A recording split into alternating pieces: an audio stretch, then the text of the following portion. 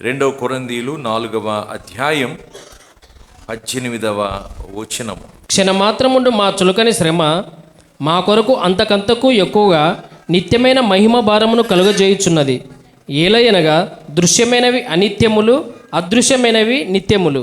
ఏలయనగా దృశ్యమైనవి అనిత్యములు, కంటికి కనపడునవి అనిత్యములు, టెంపరరీ, అవి నిత్యము నిలబడి ఉండేవి కావు. అదృశ్యమైనవి నిత్యములు, కంటికి కనపడనివి అవి నిత్యత్వములో నిలబడునవి. విశ్వాసులు ఎప్పుడు కూడా నిత్యమైన వాటి మీద మనస్సు మనం పెట్టాలి. దేవుడిచ్చిన అనేక ఆజ్ఞలు మనం గమనిస్తే పరలోక సంబంధమైన వాటి మీద మనం వెచ్చించాలి. ఉదాహరణకి హృదయం గురించి 900 సార్లకు పైగా బైబిల్ గ్రంథం తెలియజేస్తుంది. More than 900 times the heart mentioned in the Bible. ఇక్కడ హార్ట్ అనగా మన శరీర భాగాలకు రక్తం పంపించే ఒక అవయవం కాదు, కానీ హృదయం అంటే మన ఆత్మకు కేంద్ర బిందువు. We must invest upon our heart. దేవుని వాక్యం చెప్తుంది, హృదయ శుద్ధి గలవారు ధన్యులు, వారు దేవుని. మన హృదయాన్ని శుద్ధి చేసుకోవడానికి మనం ఈ భూమి మీద ఉన్నప్పుడే సమయం పెట్టాలి. కొలస్సీలకు రాసిన పత్రిక 3వ అధ్యాయం 1-2 వచనాలు. మీరు క్రీస్తుతో కూడా లేపబడిన వారైతే పైనున్న వాటినే వెదకుడి. అక్కడ క్రీస్తు దేవుని కుడి పార్శ్వమున కూర్చుండి ఉన్నాడు. పైనున్న వాటి మీదనే గాని భూ సంబంధమైన వాటి మీద మనసు పెట్టుకొనకుడి. పైనున్న వాటి మీదనే గాని భూ సంబంధమైన వాటి మీద మనస్సు పెట్టుకొనకుడి. చూడండి, దీని యొక్క అర్థం ఏంటంటే, అలాగని మనం మన పనులు విడిచిపెట్టాలని కాదు, అలాగని జాగ్రత్త లేకుండా జీవించాలని కాదు, కానీ ఏవి మనతో నిత్యత్వములోనికి రావో వాటిని ప్రాముఖ్యమైన అంశాలుగా తీసుకోకూడదు. ఉదాహరణకి మన ఉద్యోగాన్ని మనం పూజించకూడదు, మన వ్యాపారమే మన ప్రథమమైన పనిగా కాదు. ఎందుకంటే దేవుడిస్తేనే మన జీవితాలు ముందుకు వెళ్తాయి, దేవుడిస్తేనే మన పనులు ముందుకు వెళ్తాయి. ఏది నిత్యత్వంలో నిలబడుతుందో దాని మీదే మనస్సు పెట్టాలి. ఏది నిత్యత్వంలో పరలోకానికి మనతో పాటు రాదో వాటిని మనము కొనసాగించాలి, కానీ వాటి మీద మన మనసు పెట్టి వాటిని ఆరాధించకూడదు.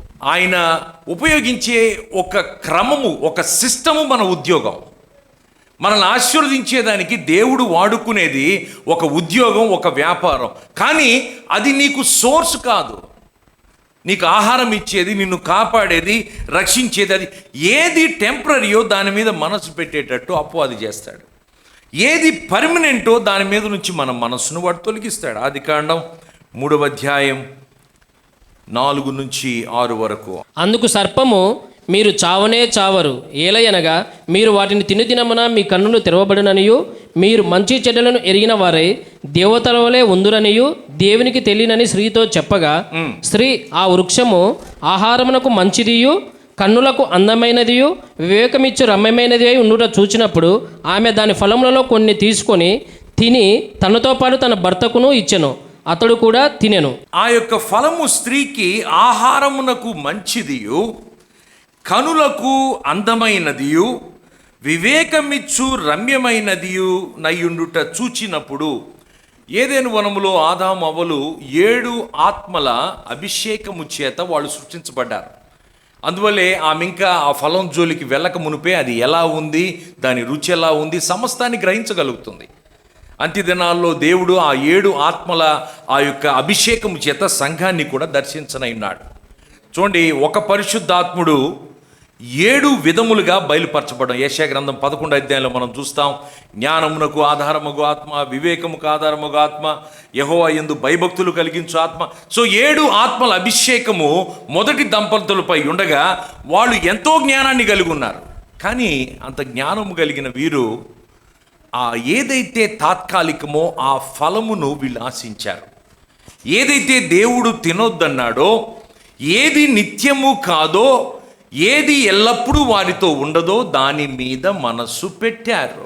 ఏది మనతో పాటు రాదో దాని మీద మనం మనసు పెట్టడం ప్రమాదకరం. జ్ఞానము లేని వారు మాత్రమే ఏది టెంపరరీయో దాని మీద మనస్సు పెడతారు. ఉదాహరణకి మనుషుల మాటలు వింటారు. ఈ ఐదేను వనంలో ఆదాము అవ్వలు సాతాను మాట విన్నారు. మనుషుల మాటలు పరలోకంలో నిలబడవు. దేవుని మాట వింటే మన జీవితాలు మార్చబడతాయి. ఈ మార్చబడిన జీవితములు నిత్యత్వంలోనికి అడుగు పెడతాయి. ఎంత మనం దేవుని మాటకు విధేయత చూపుతున్నామో అంత మన జీవితంలో దేవుడు అద్భుతమైన క్రియలు జరిగిస్తూ ఉంటాడు. మనము ఆయన వలె ఒక దినమున రూపాంతరము చెందుతాం. బలులు అర్పించడం కంటే మాట వినటం శ్రేష్టం. ఏదేను వనములో ఈ 2 మాటలు వచ్చాయి, 2 స్వరాలు వినబడ్డాయి. మొదటి దంపతులు అపవాది స్వరాన్ని తీసుకున్నారు. సామెతలు 23వ అధ్యాయం 4-5 వచనాలు. ఐశ్వర్యం పొంద ప్రయాస పడకుము, నీకు అట్టి అభిప్రాయము కలిగినను దాన్ని విడిచిపెట్టుము.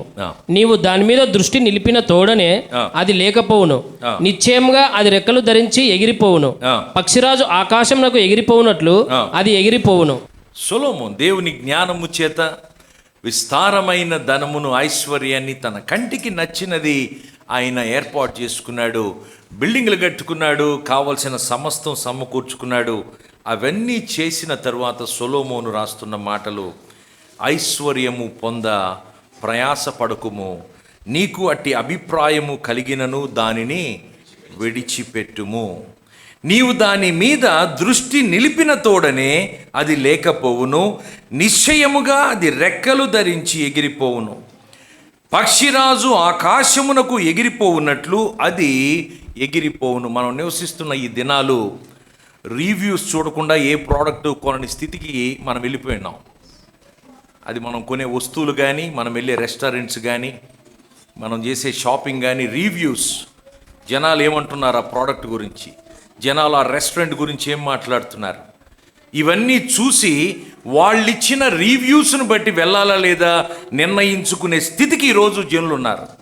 మరి జనాల మాటలు విని ఒక వస్తువు విషయంలోనే ఇంత జాగ్రత్త కలిగి ఉన్నామే, మరి దేవుని సేవకుడు దేవుడిచ్చిన జ్ఞానము చేత రాస్తున్న దివ్యమైన మాటలు, ఈ లోక సంబంధమైన ఈ ధనము మీద, ఐశ్వర్యము మీద అది పొందేందుకు నువ్వు ప్రయాస పడకుము. ఈ డబ్బు సంపాదించాలి అనేది కొన్నిసార్లు ఒక అడిక్షన్గా మారిపోతుంది. చూడండి, ధనము కలిగి ఉండడం తప్పు లేదు, కానీ ధనాపేక్ష సమస్త కీడుకు మూలం. అనేక నష్టాలకు, కష్టాలకు, శ్రమలకు మూలము ధనమును సేవించడం. మత్తయి సువార్త 6వ అధ్యాయం 19-20 వచనాలు. భూమి మీద మీ కొరకు ధనమును కూర్చుకొనవద్దు, ఇక్కడ చిమ్మెటయు తుప్పును తినివేయును, దొంగలు కన్నము వేసి దొంగిలేదరు. పరలోకమందు మీ కొరకు ధనము కూర్చుకొనుడి, అచ్చట చిమ్మెటైనను తుప్పైనను దాన్ని తినివేయదు, దొంగలు కన్నము వేసి దొంగిలరు. ధనం ఎక్కడ నుండునో అక్కడనే నీ హృదయం ఉండును. చూడండి, నీ ధనం ఎక్కడ ఉండునో అక్కడనే నీ హృదయము ఉండును. ఒక్క మాటలో చెప్పాలంటే, నీ హృదయము ఎక్కడ ఉంటుందో నీ ధనము కూడా అక్కడే ఉంటుంది. నీ హృదయము భూసంబంధమైన విషయాల మీద ఆశపడితే నువ్వు భూసంబంధమైన వాటినే వెతకడం ప్రారంభిస్తావు. నీ హృదయము పరలోక సంబంధమైన విషయాల మీద మనసు పెడితే నువ్వు పరలోక ధననిధినే వెతుకుతావు. ఇప్పుడు చెప్పండి, భూ సంబంధమైన ధననిధి నిలబడుతుందా, పరలోక సంబంధమైన ధననిధి నిలబడుతుందా? ఇర్మియా గ్రంథం 17వ అధ్యాయం 5వ వచనము. యెహోవా ఇలాగు సెలవిచ్చుచున్నాడు, నరులను ఆశ్రయించి శరీరులను తనకు ఆధారంగా చేసుకొనుచు తన హృదయమును యెహోవా మీద నుండి తొలగించుకొనువాడు శాపగ్రస్తుడు. యెహోవా ఇలాగు సెలవిచ్చుచున్నాడు, నరులను ఆశ్రయించి శరీరులను తనకు ఆధారముగా చేసుకొనుచు తన హృదయమును యెహోవా మీద నుండి తొలగించుకొనువాడు శాపగ్రస్తుడు. ఒకేసారి మనం మనుషుల్ని, దేవుణ్ణి ప్రేమించలేము. మొదట దేవుణ్ణి ప్రేమించాలి, తర్వాత దేవుడిచ్చిన ప్రజలను ప్రేమించాలి. దేవుని స్థానములో ప్రజల్ని పెట్టామంటే అది విగ్రహారాధన. కీర్తనలు 146 3-5 వరకు. రాజుల చేతనైనను నరుల చేతనైనను రక్షణ కలగదు, వారి నమ్ముకొనకుడి. వారి ప్రాణము వెడలిపోవును, వారి మంటిపాలగుదురు. వారి సంకల్పములు నాడే నశించును. ఎవనికి యాకోబు దేవుడు సహాయుడగునో, ఎవడు తన దేవుడైన యెహోవా మీద ఆశ పెట్టుకొనునో వాడు ధన్యుడు. రాజులనైనను నరుల చేతనైనను రక్షణ కలుగదు. రాజులను దేవుడే నియమించాడు. రాజులకు అధికారం ఇచ్చినది దేవుడే. వాళ్లకు మనం లోబడి ఉండాలి. కానీ వారు మనల్ని రక్షించలేరు. They cannot save you. మనలను రక్షించువాడు మన కొరకు ప్రాణము పెట్టిన సర్వ సృష్టికర్త అయిన యేసు ప్రభు వారు మాత్రమే మనలను మన పాపముల నుంచి రక్షించి మనలను ఒక దినమున ఆయనతో పాటు పరలోకములో కూర్చుండబెట్టే రక్షకుడైన, నరకము నుండి మనలను రక్షించిన దేవుడు. ఆత్మీయంగా ఎదిగే విషయం కావచ్చు, మీ అవసరతల నిమిత్తం కావచ్చు, మనం అందరము కూడా మన సహాయకుడు ప్రభు అని గుర్తించాలా. చూడండి, ఇజ్రాయేలు ప్రజలకు మన్నానిచ్చింది ఎవరు? దేవుడే ఇచ్చాడు. ఇజ్రాయేలు ప్రజలకు అరణ్యములో ఆయన స్వరమును తెరిచి వారితో మాట్లాడింది దేవుడే. మొదటి యోహాను 2వ అధ్యాయం 15 నుంచి చూద్దాం, 15 నుంచి 17 వరకు. ఈ లోకమునైనను లోకములో ఉన్నవాటినైనను ప్రేమింపకుడి. ఎవడైనను లోకమును ప్రేమించిన ఎడల తండ్రి ప్రేమ వానిలో నుండదు. లోకములో ఉన్నదంతయు అనగా శరీరాశయు, నేత్రాశయు, జీవపు డంబమును తండ్రి వలన పుట్టినవి కావు. అవి లోక సంబంధమైనవే. లోకమును దాని ఆశయు గతించిపోచున్నవి గాని దేవుని చిత్తమును జరిగించువాడు నిరంతరమును నిలుచును. ఇహలోకమా లేక పరలోకమా? ఈ లోకమునైనను లోకములో ఉన్న వాటినైనను ప్రేమింపకుడి. వాటిని వాడుకోండి. డబ్బు అవసరమే. Use the money wisely. జాగ్రత్తగా దేవుడిచ్చిన వాటిని వాడుకోండి, తప్పులేదు. మనకు దేవుడిచ్చిన ప్రతిదానికి మనం లెక్క అప్పచెప్పాలి. నీకు ఇచ్చిన బిడ్డల్ని సరిగా పెంచాలి. నీకు ఇచ్చిన ఇంటిని సరిగా కాపాడుకోవాలి. నీకు ఇచ్చిన భార్యను, భర్తను నువ్వు అన్ని విషయంలో నీతో పాటు ఎదిగేటట్లు సహకరించాలి. It's your responsibility. దేవుడు మనకిచ్చిన ప్రతి దాని గురించి దేవుడు లెక్క అడుగుతాడు. మలాకీలో స్పష్టంగా తెలియజేయబడుతుంది, నీ పెళ్లి భార్య నిమిత్తం దేవుడు సాక్షి అయి ఉన్నాడు. Either man or a woman. నువ్వు ఆత్మీయంగా ఎదుగుంటే నీ భర్తను నడిపించాలి భార్య అయితే. లేకపోతే భార్య వీక్గా ఉంటే, భర్త ఆత్మీయంగా ఉంటే భర్త నడిపించాలా. How long you will waver between two opinions? If God is God, serve him. లోకానుసారంగా జీవిస్తూ లోకం మీద మనసు పెట్టుకొని నాకు దేవుడు అంటే ఇష్టం, దేవుని కోసం ఏమైనా అయిపోతాను. No, your action says it all. లోకములో ఉన్నదంతయు అనగా శరీరాశయు, నేత్రాశయు, జీవపు డంబమును తండ్రి వలన పుట్టినవి కావు. అవి లోక సంబంధమైనవే. ఇవన్నీ కలిగి ఉన్నాయి అనుకోండి హృదయంలో. అవి దేని ద్వారా పుట్టినవి? సాతాను ద్వారా పుట్టినవి. ప్రభు అంటున్నాడు, వాటిలో నుంచి మనం విడుదల పొందుకోవాలా. ఈ లోకాన్ని కానీ లోకాశలు కానీ మనము ప్రేమించకూడదు. వాటిలో మనము కొనసాగకూడదు.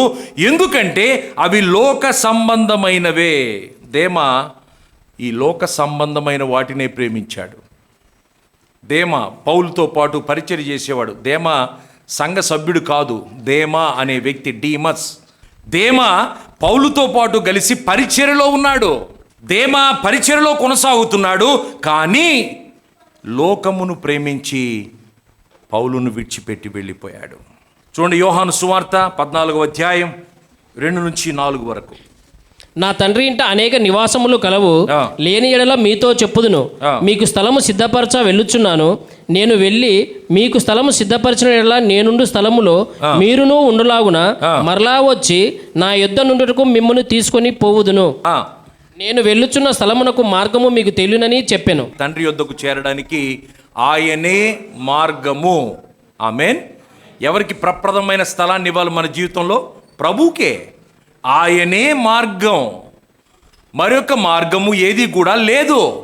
యేసే మార్గము, సత్యము, జీవము. He is the way. He is not one of the way. ఆయన ఉన్న మార్గంలో ఒక మార్గము కాదు, ప్రభువే మార్గము. ఆయన అంటున్నాడు, నేను వెళ్ళి మీకు స్థలాన్ని సిద్ధపరుస్తానంటాడు. ఏ స్థలం మీద మనసు పెట్టాలి మనం? పరలోక సంబంధమైన స్థలం మీద మనసు పెట్టాలి. చూడండి, 1 పేతురు 3వ అధ్యాయం 3-4 వచనాలు. జడలు అల్లుకొనుటయు, బంగారు నగలు పెట్టుకొనుటయు, వస్త్రములు ధరించుకొనుటయు నన్ను వెలుపటి అలంకారము మీకు అలంకారముగా ఉండక సాధువైనట్టు మృదువైనట్టు నైనా గుణమును అక్షయాలంకారము గల మీ హృదయపు అంతరంగ స్వభావము మీకు అలంకారముగా ఉండవలెను. అది దేవుని దృష్టికి మిగుల విలువ గలది. చూడండి, ఇక్కడ పేతురు అంటున్నాడు, సాధువైనట్టియు మృదువైనట్టియునైన గుణమును అక్షయాలంకారము, మీ హృదయపు అంతరంగ స్వభావము మీకు అలంకారముగా ఉండవలెను. మాట వినటం మొట్టమొదటిది విధేయత. దేవుడు మన జీవితంలో ఆయన చేసిన ప్రతి దానికి ఆయన మాటకు విధేయత చూపే చక్కని అందము కలిగి ఉండడం, ఇది హృదయపు అంతరంగ స్వభావం. బలులు అర్పించడం కంటే మాట వినటము శ్రేష్టము. అది దేవుని దృష్టికి మిగుల విలువ కలిగినది. సామెతలు 31:30. అందము మోసకరము, సౌందర్యము వ్యర్థము, యెహోవా యందు భయభక్తులు కలిగిన స్త్రీ కొనియాడబడును. చూడండి, అందము మోసకరము, సౌందర్యము వ్యర్థము, యెహోవా యందు భయభక్తులు కలిగిన స్త్రీ కొనియాడబడును. ఎవరి యందు భయభక్తులు కలిగిన స్త్రీ? యెహోవా యందు భయభక్తులు కలిగిన స్త్రీ కొనియాడబడును. అందము మోసకరము, సౌందర్యము వ్యర్థము. ఇంత చక్కగా ఈ శరీరం గురించి మనం ఇన్ని జాగ్రత్తలు తీసుకున్నా, ఒక దినమున భూమి మీద ఈ ప్రయాణం ముగించిన తర్వాత మనల్ని ఒక కాఫిన్లో పెట్టి మరి సమాధి చేసేస్తారు. కొద్ది సమయం తర్వాత ఆ యొక్క సమాధిలో ఏది నిలబడదు. అందరి ఎముకలు ఒకే రకమైన పద్ధతిలో ఉంటాయంట. ఇప్పుడు కనపడేందుకు రకరకాల ముఖ కవళికలు, రకరకాల అందముతో కూడిన ఇవన్నీ కూడా మేనరిజమ్స్ ఉంటాయి మనుషులకి. ఇవన్నీ కూడా భూమిలోకి వెళ్ళిన తర్వాత అందరి ముఖాలు, స్కల్స్ ఒకే రకంగా తయారవుతాయి. ఎత్తు పొడుగు లావు ఉంటే ఉండొచ్చు ఎముకల్లో. క్షణమాత్రం ఉండే ఈ జీవితం కోసం ఎంత హెచ్చించుకుంటామో, ఎంత మనం శ్రమ పడతామో, ఈ తాత్కాలికమైన ఈ శరీరం కోసం ఎంత ప్రయాసపడతామో, క్షణమాత్రం ఉండే ఈ జీవితం కొరకు ఎంత సమయం వెచ్చిస్తామో. మోసపోకుడి, దేవుడు వెక్కిరించబడ్డావు. మనుష్యుడు దేన్ని విత్తుతాడో దాన్నే కోస్తాడు. కీర్తనలు 20:7. కొందరు రథములను బట్టి కొందరు గుర్రములను బట్టి అతిశయపడుదురు, మనమైతే మన దేవుడైన యెహోవా నామమును బట్టి అతిశయపడుదము. చూడండి, ఆ దినాల్లో ఈ రథాలు లేకపోతే గుర్రాలు, ఈ దినాల్లో అయితే మనకుండే వాహనాలు. దేవుని వాక్యం చెప్తుంది, కొందరు రథములను బట్టి కొందరు గుర్రములను బట్టి అతిశయపడుదురు. ఫరో దగ్గర చాలా గుర్రాలు ఉన్నాయి, రథాలు ఉన్నాయి, కానీ ఈరోజు ఫరో నరకంలో ఉన్నాడు. మన దగ్గరున్న వస్తువులను బట్టి, మన దగ్గరున్న ఈ యొక్క ఇహలోక సంబంధమైన ఆస్తిపాస్తులను బట్టి మనం హెచ్చించబడలేము. చూడండి, మనమైతే మన దేవుడైన యెహోవా నామమును బట్టి అతిశయపడుదుము. ప్రకటన గ్రంథం 19:14. పరలోకమందున సేనలు శుభ్రమైన తెల్లని నారబట్టలు ధరించుకొని తెల్లని గుర్రములెక్కి ఆయనను వెంబడించుచుండురి. పరలోకమందున్న సేనలంట శుభ్రమైన తెల్లని నారబట్టలు ధరించుకొని, ఈ తెల్లని నారబట్టలు దేవుని నీతి క్రియలకు సాదృశ్యం. దేవుడిచ్చిన నీతి ద్వారా మార్చబడిన క్రియలు. వాళ్ళు దేవుని నీతి ద్వారా జరిగించిన పనులివి. మన స్వనీతి అంట ఒక మురికి బట్ట వలె ఉందంట. మనం చేసే పనులన్నీ కనపడాలని చేస్తాం, అవి స్వనీతి. ఇంగ్లీష్లో సెల్ఫ్ రైచియస్నెస్. సెల్ఫ్ రైచియస్నెస్ అని ఏంటంటే హృదయములో లేని దానిని బయటికి కనబడేటట్టు ప్రయత్నించడం. దేవుని నీతిమత్వం అంటే దేవుడిచ్చిన కృప అనే బలమును వినియోగించుకొని మన జీవితాలు మార్చబడి తద్వారా ఇతరులకు కనపడకుండా చేసే పనులు ఇవి. ఆమేన్.